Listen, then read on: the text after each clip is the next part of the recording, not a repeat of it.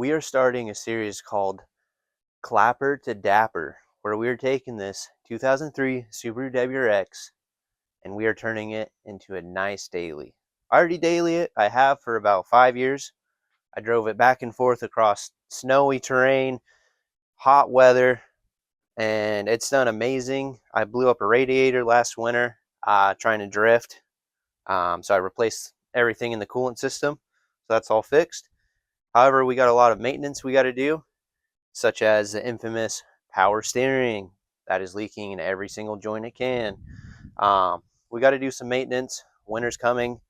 Got to throw the snows on. Unfortunately, the Sparco's got to go. And then we got to clean our cob filter. We got some brake components we are going to work on. And that's where we're going to start. All right, so I went ahead and took the filter off the car. It is pretty dang dirty. So we'll get that cleaned up. Got this K&N recharge right here. So we'll bust this out, get it going. So for our brake issue, because it is an old Subaru, we have a little bit of firewall flex and the brakes feel kind of weak, not going to lie. And I think that's due to 20 plus year old brake lines that are made out of rubber. So those obviously need replaced. So we got braided ones. So these should work very well. And then this is a Grimmspeed brace that mounts onto the firewall. And that basically braces your master cylinder for your brake system, which I have a clip right here of it moving.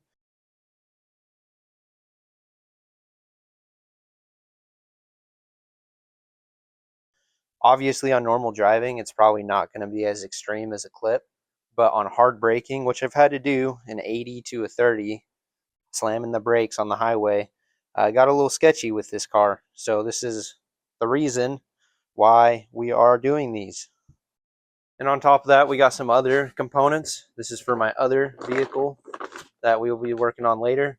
We got these Nolithane bushings here. So these are front control arm bushings. I believe this is another issue for my braking. I get a lot of vibrations in the steering wheel, and I've had that for a long time.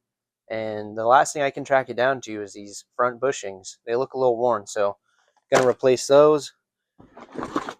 We're going to try these out. When CarQuest was going out of business, I got these. It's a set of them for like $6. So we're going to try them, see if we can replace the current front sway bar links. And then this is for the front sway bar bushings. Boom, boom. Let's see what else. Okay, the infamous power steering leak. So this is a rebuild kit. And then this is the little gasket for on top. All right, so today we're just going to focus on taking care of the filter and then also the master cylinder brace. First thing we got to do to get this master cylinder brace on is remove this big old junky windshield wiper tank. So the newer vehicles, such as the 2007 STI, beautiful car, my brother has one. When we did the master cylinder brace, he did not have this here. Their tank is down in the bumper, I believe. So we have to remove this, the intercooler, and then the fuel filter. So this step's going to be kind of tricky because we have to remove this guy, which means fluid's probably going to shoot everywhere. It's going to be lovely. So we have this tank here. We're going to try and drain it back in.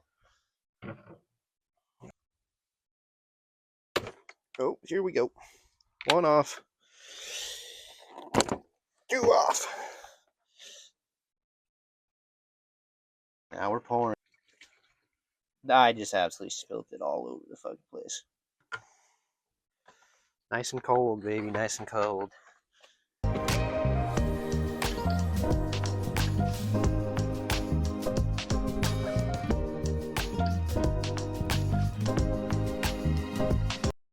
Okay, now we're at a point where we can start installing the master cylinder brace. So we obviously didn't have to remove this.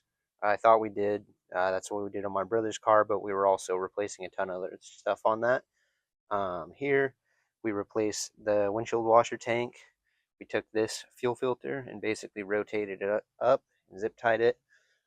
and we had to pull off the bracket that holds these wires up, which I got to figure out how I'm going to put this back on or how to deal with that.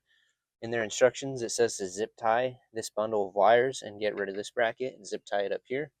I might not do that. I don't really like that idea. We also had to take off the bracket that holds the fuel filter on, and that will go back on.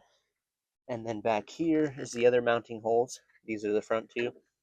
This guy back here, I don't know what that is, but I'm assuming, okay, it goes to the AC. So this is for the AC. We had to remove a bolt back there. And then up top here is the other mounting hole. There it is. So 4 points, boom, boom, boom, and then it braces against our master cylinder right here.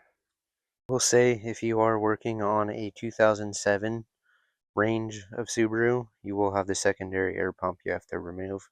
That usually sits right here.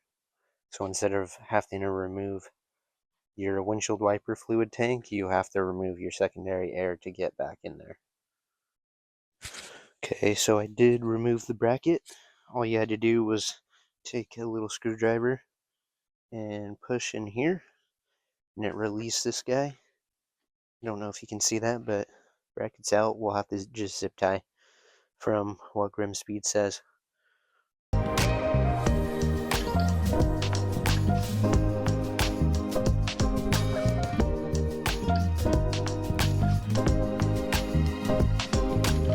Got it all torqued down. Here it is, sitting nice and clean. So bolts back here torqued.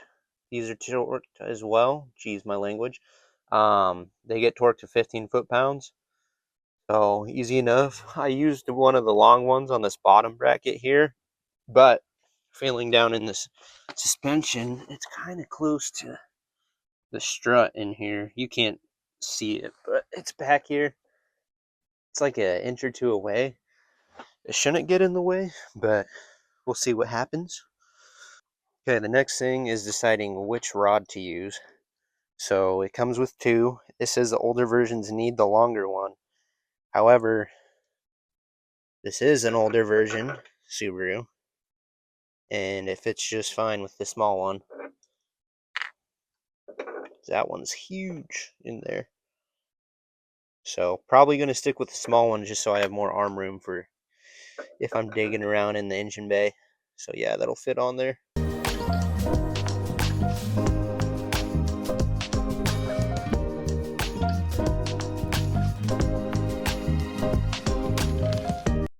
Alright, we got it fully in.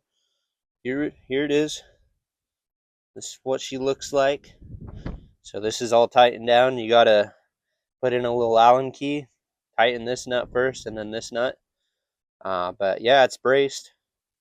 Make sure when you are tightening this, you aren't making the bracket itself expand away, because I did over tighten it originally and I saw it kind of was too much pressure on there. But this looks great. This will definitely hold down the fort. Okay, here's the test with it on. Hopefully it's not moving too much.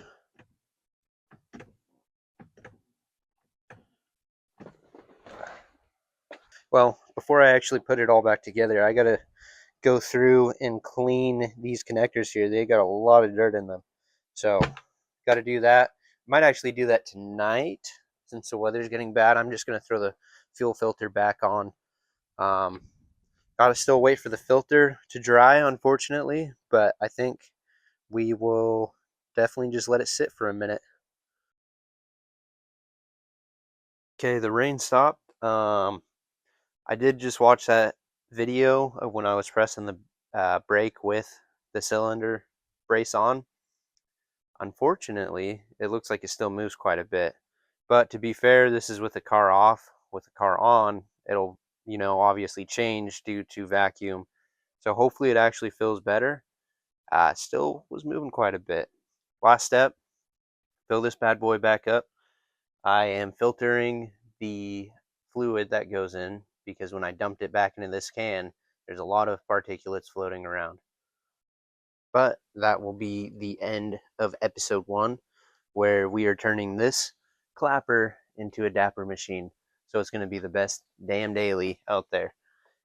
So that's all for this video. Next time we will be doing suspension components and we'll be throwing in those braided brake lines. So I will catch you guys later. Peace.